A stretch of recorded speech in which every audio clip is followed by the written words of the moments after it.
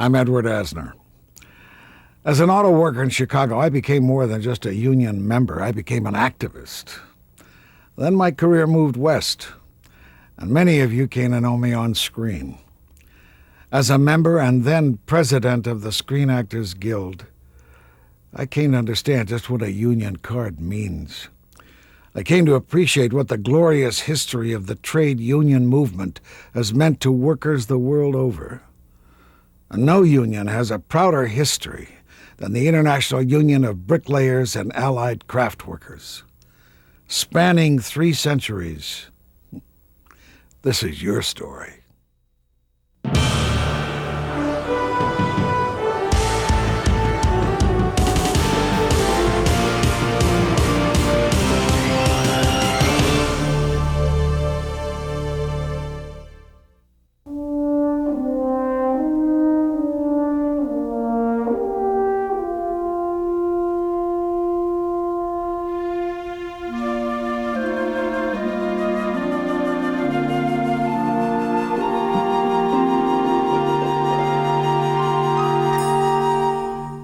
Like the materials we build with, the International Union of Bricklayers and Allied Craft Workers is strong, resilient, and long-lasting. Bold and innovative when it needs to be, and always enduring. This union has come a long way and changed with the times, learning to work well with many different materials.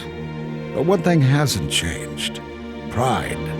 Pride in your work and pride in your union. But they go together and are part of the union's long history.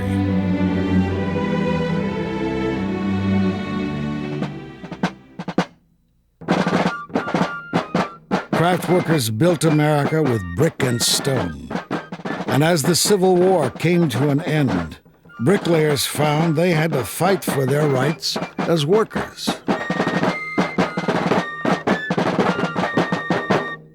Bosses had the bricklayers working from sunrise to sunset, with never enough pay to make a decent life for their families. When they complained, their grievances went unheard. When they tried to organize, they got fired. Those who believed in the ability of ordinary people to organize in free, democratic trade unions prevailed. Small regional unions sprang up in major cities, and when the Baltimore bricklayers struck for the right to work any job, union brothers in Philadelphia came to their aid with financial help and with stay-away notices to their members. Solidarity triumphed. In October, delegates from the Baltimore and Philadelphia unions met in the Cradle of Liberty to form a national organization. A union whose innovation and resilience helped create a strong foundation that would span 3 centuries. Today, the oldest continuously operating labor union in North America. The union grew rapidly, and many members were joining the fight for an 8-hour day. It would be a long struggle. When employers in Poughkeepsie, New York announced they would hire no worker unless he gave up his union membership, the local went on strike. With the support of the National Union and the leadership of President John Frost of Brooklyn, they won. At its 1868 convention, the Union made the first of several changes to its name. It had chartered 41 locals and had almost 6,000 members. The following January, Union leadership voted to support any local union who went on strike for the 8-hour day. Then disaster struck. America faced a brutal depression. By 1879, membership in the National Union had fallen to just 229 members. As the economy roared back in the 1880s, so did the union. In 1881, the first locals in Canada were chartered. In 1884, the name was changed again to recognize the union's international nature and to include the stonemasons. Membership rose to over 13,000 in 1884 and 24,000 by 1891. At the Worcester Convention, the Union also took an anti-discrimination stand, recognizing an individual's right to membership regardless of race, creed, or color. Union Secretary Thomas O'Day founded the Journal in 1898, which became the voice of the Union. America was building again. Tall buildings, cast iron, wrought iron, steel, and fireproof hollow tile began to replace brick in many applications. The word skyscraper was born. New construction materials and techniques meant new challenges for the Union and its members. A good example of the changes in the industry is the Wainwright Building in downtown St. Louis. It was one of the first buildings where the architects and engineers used a steel structural framing system to be the structural part of the building. And they moved away from the use of masonry as a load-bearing product. So the masonry products on that building became a facade rather than the structural system.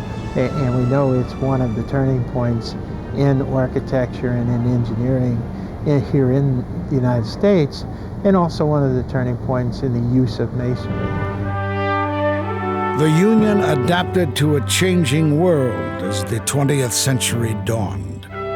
Immigrants came to North America seeking freedom, opportunity, and fairness, bringing with them old world skills and craftsmanship. For many, America began here, in the Great Hall at Ellis Island. For these newcomers, becoming a union craft worker was a way to overcome the exploitation of low wages and harsh living conditions that many experienced. In this exciting period of growth, the Union established permanent headquarters in Indianapolis. And in Canada, workers gained new protections with the creation of a Department of Labor. The Union changed its name again as part of a campaign to include all plasterers, a change that would remain in place for 65 years. The Union established a mortuary fund to aid a member's family at his death, and a pension fund called the Relief Fund. The marble workers and the tile setters became part of the growing umbrella of the International Union, and together members confronted the open shop and non-union contractors. These continuing battles with employers brought the Union closer to the other building trades, many of which were members of the American Federation of Labor, or AFL. For years, the Bricklayers Union vigorously maintained its independence. Then on October 12, 1916, after much thought and debate, the Union became a part of the AFL.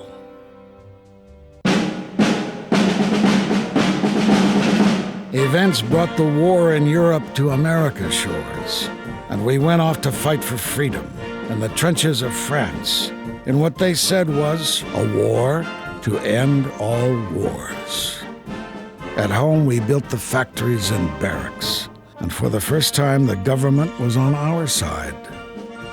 In the words of U.S. President Woodrow Wilson, "While we are fighting for freedom, we must see to it that labor is free, that the conditions of labor are not rendered more onerous by the war, and that the instrumentalities by which the conditions of labor are improved are not checked." The Allied nations rejoiced at the armistice ending World War I, but many never returned. War